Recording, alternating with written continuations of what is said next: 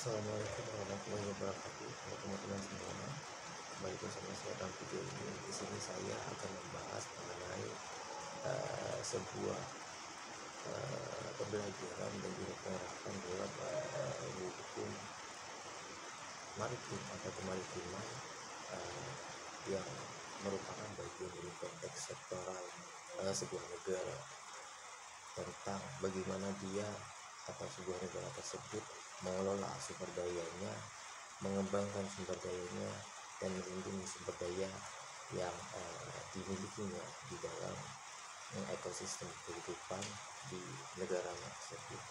Baik, di sini saya akan membahas mengenai konservasi. Nah, lanjut saja, apa sih yang dimaksud dengan konservasi? Berdasarkan penelusuran dan pembelajaran saya bisa menyampaikan bahwasanya pada awalnya konservasi ini sendiri berasal dari kata conservation yang terdiri atas kata con atau together dan server atau keep dalam artian safe, yang memiliki pengertian mengenai upaya memelihara apa yang kita punya. Keep atau save what you have, artinya apa yang kamu punya.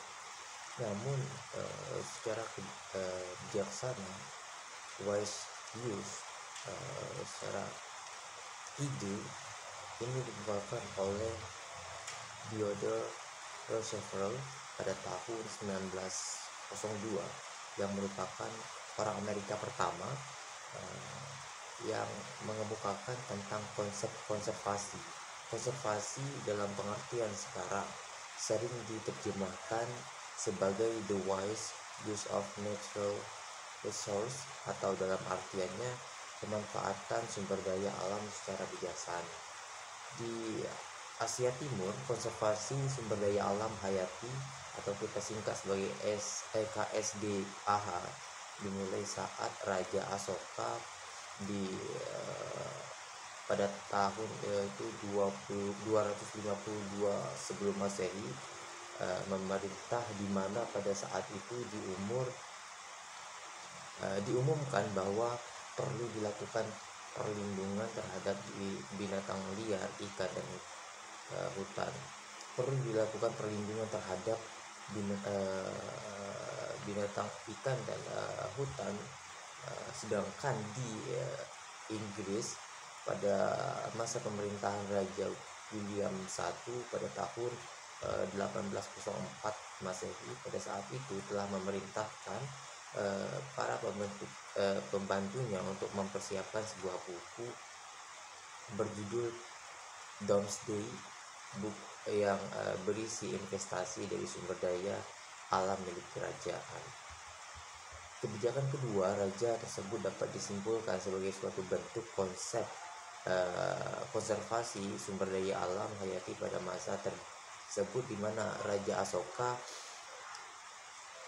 melakukan konservasi untuk kegiatan pengawetan, sedangkan Raja William I melakukan pengelolaan sumber daya alam hayati atas dasar adanya data yang akurat. Namun dari sejarah tersebut dapat dilihat bahwa bahkan sejak zaman dahulu konsep konservasi telah ada dan diperkenalkan kepada manusia, meskipun konsep konservasi tersebut masih bersifat konservatif dan eksklusif dalam artian kerajaan. Konsep tersebut adalah konsep kuno konservasi yang merupakan cikal bakal dari konsep modern konservasi, di mana konsep modern konservasi menekankan pada upaya memelihara dan memanfaatkan sumber daya alam secara bijaksana. Sedangkan menurut Richardson tahun 1981, konservasi merupakan sumber bentuk evolusi kultural, dan di mana pada saat dulu upaya lebih buruk daripada saat sekarang. Konservasi juga dapat dipandang dari segi ekonomi dan ekologi, di mana konsep dari segi ekonomi berarti mencoba mengalokasikan sumber daya alam untuk sekarang. Sedangkan dari segi ekologi, konservasi merupakan alokasi sumber daya alam untuk sekarang dan masa yang akan datang. Apabila merujuk pada pengertiannya, konservasi dapat ya didefinisikan dalam beberapa batasan, uh, seperti yang pertama berdasarkan American Dictionary itu, konservasi adalah menggunakan sumber daya alam untuk memenuhi keperluan manusia dalam jumlah yang besar dalam waktu yang lama. Sedangkan menurut Randall pada tahun 1982, konservasi adalah alokasi sumber daya alam antar waktu atau generasi yang eh, optimal secara sosial.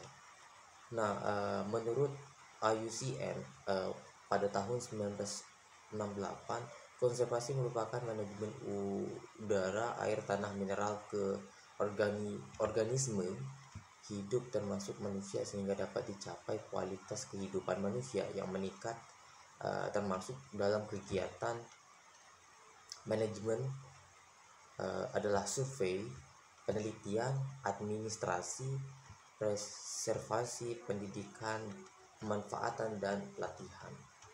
Terus menurut WCS tahun 1980, konservasi adalah manajemen penggunaan biosfer oleh manusia sehingga dapat memberikan atau memenuhi keuntungan yang besar dan dapat diperbarui untuk generasi-generasi yang akan datang.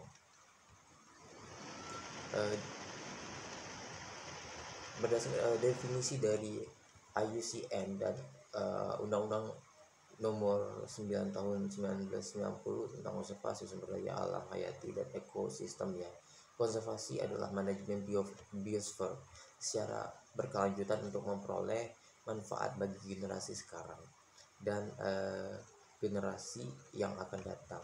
IUCN mengelompokkan kawasan lindung menjadi 6 kategori. Yang pertama itu strict natural several atau wilderness area, terus ada nation park, ada juga nature mountain, ada juga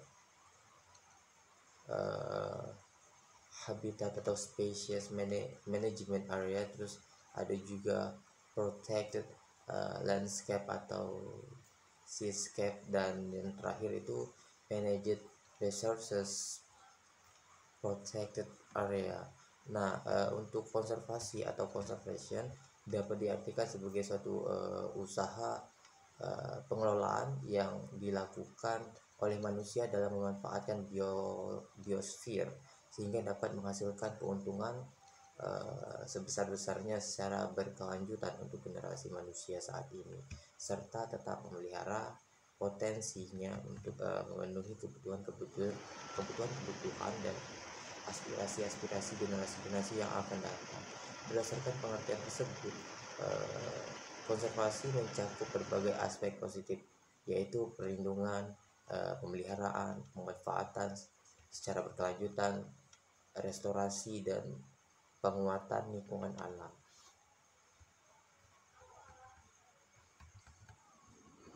Pengertian tersebut juga menekankan bahwa konservasi tidak bertentangan dengan pemanfaatan aneka ragam varietas atau jenis dan ekosistem untuk kepentingan manusia secara maksimal selama pemanfaatan tersebut dilakukan secara berkelanjutan.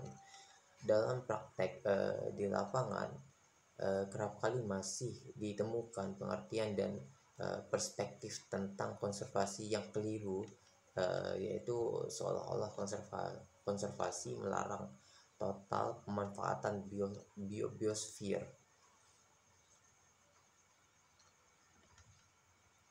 Berlandaskan pada pengertian tersebut, masyarakat khususnya penduduk setempat yang bermukim di sekitar kawasan konservasi dilarang keras untuk dapat menikmati berbagai manfaat yang diberikan oleh lingkungan sekitarnya. Penduduk dipisahkan dengan lingkungan secara paksa, padahal mereka secara turun-temurun telah lama tinggal di wilayahnya.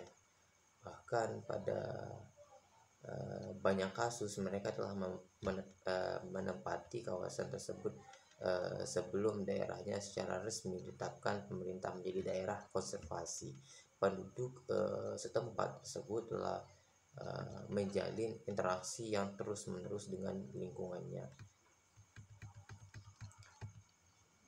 dengan berbagai peranata sosial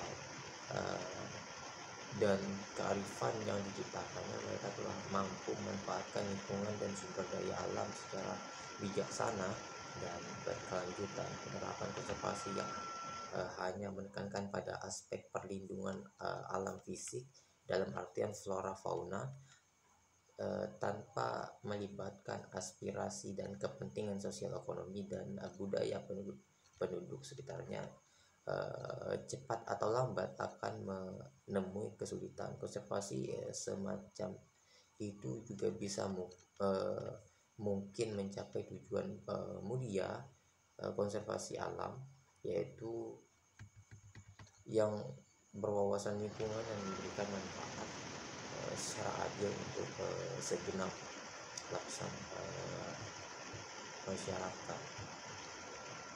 Nah, secara keseluruhan konservasi sumber daya alam dalam alam hayati adalah pengelolaan sumber daya alam hayati yang pemanfaatannya dilakukan secara bijaksana untuk menjamin kesinambungan persediaannya